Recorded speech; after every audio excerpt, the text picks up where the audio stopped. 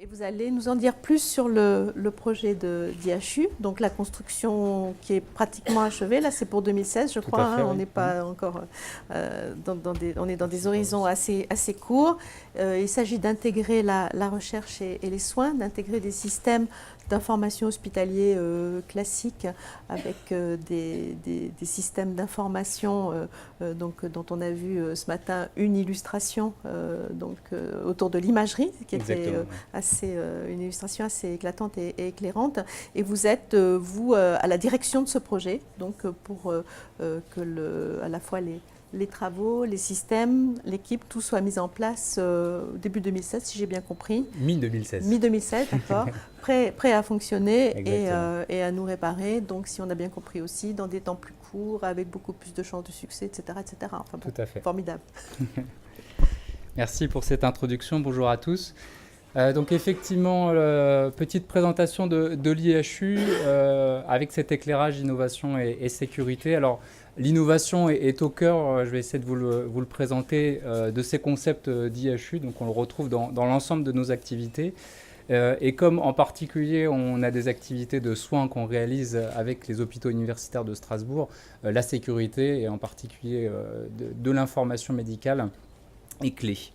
Alors, qu'est-ce qu'un IHU? Vous avez certainement entendu parler du programme investissement d'avenir ou appelé Grand Emprunt. Et donc, dans le cadre de cette vague d'appel à projet, il y en avait un qui s'appelait IHU, donc pour Institut Hospitalo-Universitaire. Et l'idée était d'identifier, de labelliser des centres d'excellence en matière de soins, de recherche et de formation, donc dans le domaine de la santé, dans le domaine du biomédical, et de transfert de technologie avec un fort poids pour le regroupement physique de toutes ces activités en un lieu unique.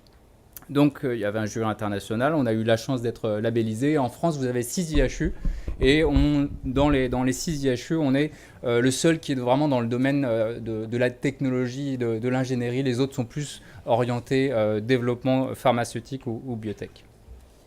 Alors notre IHU, donc notre thématique, c'est la chirurgie mini-invasive guidée par l'image, avec un focus sur les pathologies abdominopelviennes dans un premier temps. Donc on va dire tout ce qui est tissu mou, ce qui pose des challenges en matière notamment de réalité augmentée. Nous sommes une fondation de coopération scientifique qui a été fondée par 7 entités, au premier rang desquelles on retrouve donc l'IRCAD, les hôpitaux universitaires de Strasbourg et l'université de Strasbourg. Une sorte de joint venture finalement avec l'ensemble de ces entités. On a un financement public-privé avec une gouvernance qui donc sous le haut patronage de Madame Barzac et de Monsieur Maresco, qui est aussi directeur général de l'IHU. Alors, le projet, et en particulier le focus médical. Donc, vous en avez eu une petite illustration ce matin avec le professeur Solaire. L'idée est de proposer pour l'ensemble des patients donc, qui vont être admis au niveau du pôle hépatodigestif une chirurgie personnalisée qui repose sur une imagerie de haute qualité, avec l'imagerie classique telle qu'on la connaît aujourd'hui, mais avec des nouvelles modalités comme l'imagerie 3D, entre autres.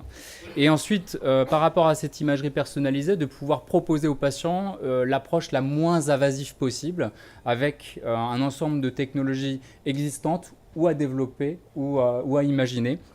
Donc, comme la chirurgie cœlioscopique, la chirurgie par voie endoluminale, par endoscopie, ou la chirurgie guidée par équipement de radiologie, donc la radiologie interventionnelle. Donc là, c'est tout un panel de technologies qu'on sera à même de proposer pour les patients. Le deuxième élément fort, au-delà de ce qui se passe au bloc opératoire, c'est d'essayer, avant, pendant et après le séjour à l'hôpital, d'optimiser le parcours patient, pour qu'il y ait une information qui soit la plus fluide possible et surtout d'avoir une espèce de course contre le temps et d'optimiser tout le parcours. Donc intra et extra-hospitalier. Alors, très concrètement, ce projet-là, même si on a été créé en 2011, il va vraiment prendre son envol et toute sa dimension l'année prochaine, effectivement en mi-2016. Donc peut-être vous avez remarqué le bazar qu'il y a juste derrière l'IRCAD, donc c'est ce chantier-là. Et donc le bâtiment, vous le voyez représenté, donc il est idéalement situé au centre du campus hospitalo-universitaire là, de Strasbourg. Et le bâtiment va être connecté avec le nouvel hôpital civil qui est situé juste derrière, et l'IRCAD avec des passerelles physiques. Donc on est vraiment sur quelque chose qui va former un continuum. Et donc ce bâtiment-là va récapituler l'ensemble des activités que je vous ai présentées tout à l'heure. Donc on n'est pas qu'un hôpital ou qu'un centre de recherche, on est une espèce de millefeuille dans lequel on va trouver l'ensemble de nos activités. Donc là, vous retrouvez au niveau du rez-de-chaussée un accueil qui va être proposé pour les patients, pour l'admission des patients qui viennent en séjour ambulatoire, donc juste à la journée.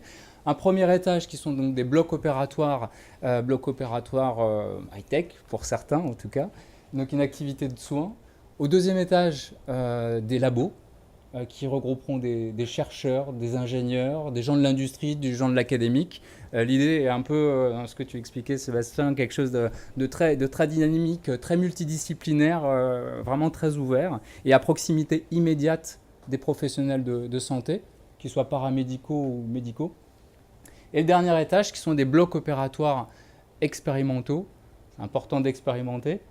Les prototypes. Donc là, ce bâtiment est un bâtiment de ce qu'on appelle de recherche translationnelle. Vous avez une idée au deuxième étage, vous pouvez faire un prototype, le tester en environnement semi-réel au dernier étage, hors secteur clinique, mais sur des blocs opératoires vraiment similaires. Et une fois que ce process est validé, ensuite le proposer aux patients en routine clinique au premier étage. Donc on fait coexister l'ensemble de nos activités dans un lieu unique.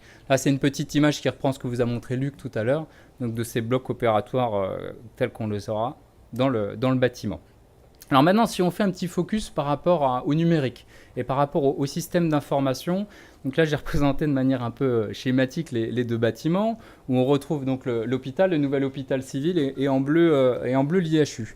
Et donc comme je vous l'ai évoqué, on a une partie soins, une partie clinique, donc on aura des patients qui viendront dans le bâtiment physique, mais l'IHU, nous ne sommes pas un établissement de santé.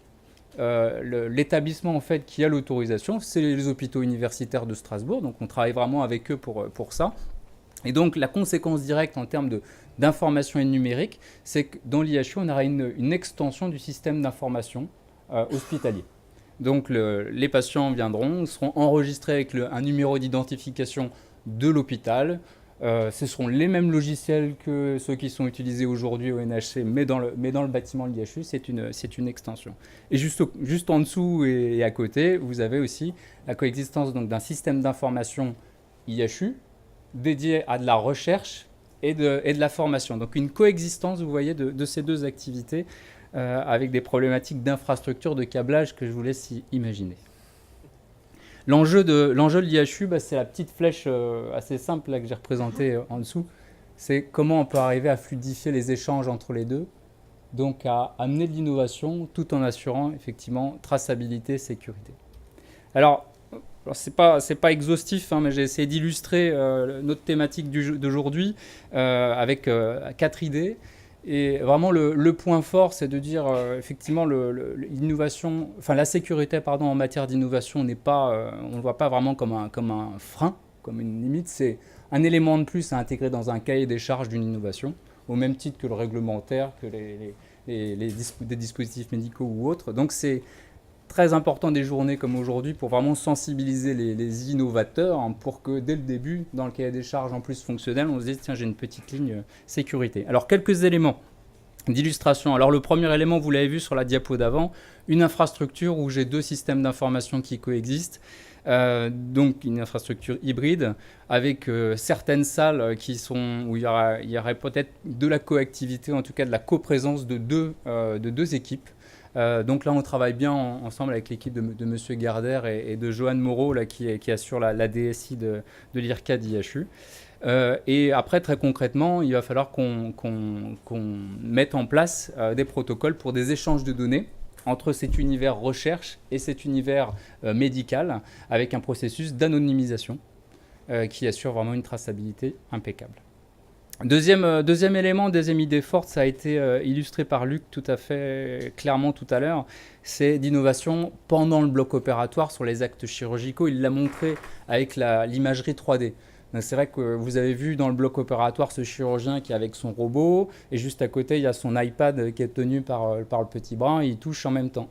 Aujourd'hui, c'est quelque chose qui est fait au stade expérimental, au stade de prototype. Ce modèle 3D n'est pas aujourd'hui stocké dans le système d'information hospitalier. Donc il n'y a pas de lien entre ce modèle 3D et un numéro d'identification du patient. Donc on est en train de travailler avec les hôpitaux aujourd'hui pour essayer de voir comment ces nouveaux modèles, ces nouveaux objets en fait d'imagerie peuvent être stockés de manière propre, carrée, dans un SIH, et d'associer en fait cette nouvelle modalité d'imagerie à un NIP, un numéro d'identification de patient, pour avoir une traçabilité qui soit parfaite. Aujourd'hui, on arrive à le gérer parce que c'est un petit nombre de patients, mais demain, quand tout ça va exploser en termes de nombre et que ça sera relativement systématique, il faut que ça soit carré. Donc ça, c'est l'élément important. Troisième idée, concernant l'analyse de l'activité, je vous évoquais qu'on travaille sur l'observation et l'optimisation du parcours patient et du flux patient. À deux niveaux, déjà pour que le service rendu au global soit meilleur, et aussi pour des logiques d'analyse médico-économique. Ce qu'on est en train de faire aujourd'hui, c'est qu'on met en place des technologies très lourdes, de robotique, d'imagerie hyper perfectionnée, de réalité augmentée. C'est sûr que quand on regarde que pendant le séjour du patient à l'hôpital, on va être plus cher que ce qui se fait aujourd'hui. Mais on est convaincu que à l'échelle d'un parcours patient, il y a une économie en matière de santé parce que moins de douleurs, moins de complications, la chirurgie mini-invasive a prouvé en fait qu'on avait ce type de résultat. Donc cette analyse macro est très très importante. C'est-à-dire que nous, en tant qu'IHU qui poussons des innovations, on doit aussi faire ces analyses médico-économiques, donc travailler avec l'hôpital pour pouvoir en masse faire ces analyses de tous ces indicateurs. Deuxième élément aussi qui est peut-être un petit peu anecdotique, mais on a l'impression que c'est quelque chose qui se développe de plus en plus, c'est les technologies de tracking ou de géolocalisation des personnes ou des instruments. Enfin, les problèmes se posent surtout pour la partie personne, avec les problématiques réglementaires de protection des personnes et déclarations à la CNIL. Donc aujourd'hui, c'est encore à l'échelle du pilote ou du prototypage. Donc ça, c'est quelque chose qu'il faut qu'on valide bien. La technologie existe, mais l'implémenter en routine est l'un de nos challenges. Je ne dis pas qu'on a des réponses encore à tous ces éléments. On est en train de réfléchir. Et dernier élément qui a été évoqué tout à l'heure par Madame Faliz Mira concernant directement l'innovation et la R&D, il y a une partie de propriété intellectuelle qui est très très forte effectivement. La sécurité des inventeurs. Donc là, l'équipe de Joanne Moreau a certaines solutions pour tracer physiquement en fait la contribution inventive dans le cadre d'un logiciel innovant. Donc ça c'est important. Et le deuxième élément, c'est par rapport à l'éducation. Beaucoup de données de patients, en particulier des vidéos, sont utilisées pour de l'éducation, pour de la formation. Dans ces amphis-là, vous avez souvent des retransmissions de cas opératoires, de cas cliniques pour la formation des médecins. Donc il y a des process d'anonymisation aussi, une nouvelle fois, qui doivent être mis en place avec des déclarations de manière complètement transparente. Et je crois que j'en ai terminé. Je vous remercie pour votre attention. Très bien.